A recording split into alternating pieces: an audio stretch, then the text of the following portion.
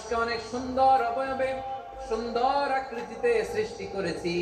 তার শুধু চেহারার ডিজাইনটাই সুন্দর নয়, তার ব্রেনটা বড্ড সুন্দর, তার মানসিকতা বড্ড সুন্দর, তার সৃজনশীলতা বড্ড সুন্দর। পড়েন সুবহানাল্লাহ।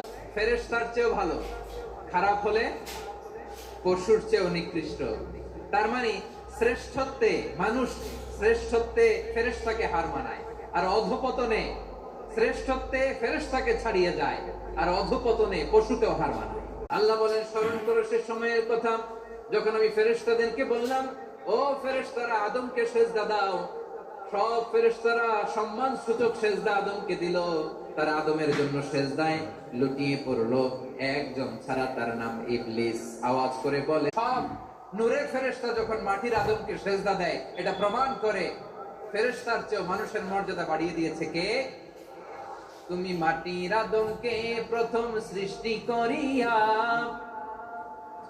ঘোষণা করিয়া দিলে শ্রেষ্ঠ বলিয়া, তাই তো নূরের ফেরেশতা করে আদমকে সিজদা। ঠিক কিনা?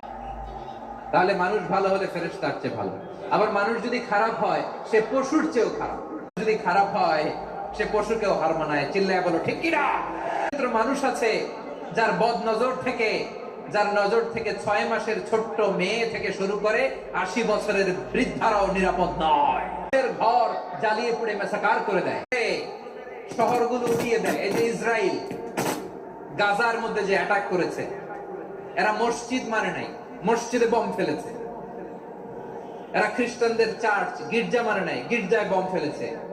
পৃথিবীর ইতিহাসে never happened in the history of the world that someone bombed on a hospital, on an ICU center.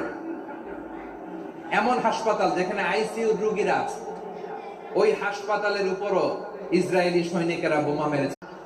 আওয়াজ করে বলেন, এরা মানুষ না। যা সামনে দেখেন এগুলো সব মানুষ না, এগুলো জনসংখ্যা। এগুলো কি? সবাই বলুন, এগুলো কি?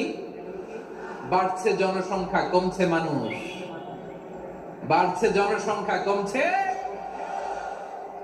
এই দুনিয়া এখন তো সেই দুনিয়া নাই, মানুষ নামের মানুষ আছে, দুনিয়া বোঝাই।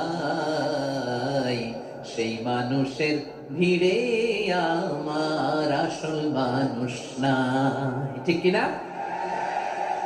আসল মানুষের বড্ড অভাব, আসল মানুষের বড্ড অভাব।